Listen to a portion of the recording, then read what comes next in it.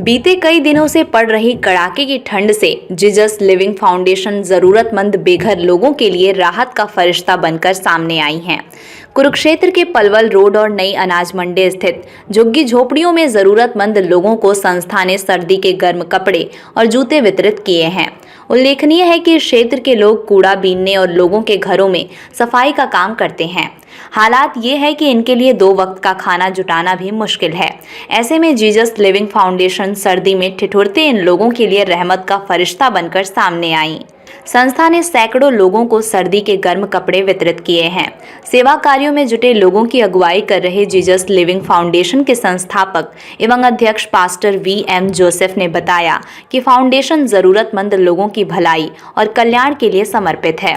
उन्होंने बताया कि कोविड-19 हो या फिर बाढ़ जैसी भयानक स्थिति हो, संस्था के सदस्यों ने डटकर सेवा का मोर्चा संभाला है। पास्टर जोसेफ का कहना है कि सर्दी का कहर जारी है, ऐसे में लोगों की सेवा में जीसस लिविंग फाउंडेशन एक बार फिर सक्रिय है। उन्होंने दावा किया कि उनके सेवा कार्य यूं ही जारी रहेंगे। प्रभु यीशु मसीह ने खुद कहा है कि यदि तुम किसी एक जरूरतमंद को वस्त्र पहनाते हो तो वो मुझे पहनाते हो। प्रभु के इसी वचन से प्रेरित होकर हम समय समय पर जरूरतमंद की मदद करते। इन दिनों में हम देख रहे हैं कि ठंड बहुत ज़्यादा पड़ रही है और ठंड के कारण हम देखते हैं कि हम तो जो घरों में हैं वो तो गर्म रजाई लेकर के ठंडों को रोक लेते हैं, लेकिन जिन लोगों के पास इंतज़ाम कम हैं, जो झुग्गियों में रहते हैं, उनको देख कर के हमें एहसास होता है कि भाई उनकी मदद करनी चाहिए।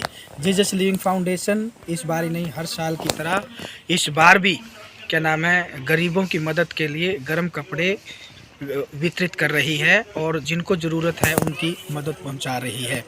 जीसस लिविंग फाउंडेशन के सभी सदस्य इसमें बढ़ चढ़ कर के हिस्सा ले रहे हैं, क्योंकि ठंड को देखते हुए उन्होंने सभी ने अपने हाथों को बढ़ाया है और सैकड़ों लोगों की मदद की है ताकि इस ठंड से बचा जा सके। और छोटे छोटे बच्चों को जो हमने देखा है कि बहुत ठंड में बहुत एक शर्ट में थे, उनको जूते, उनको गरम कोटियाँ उनको हमने बांटी है।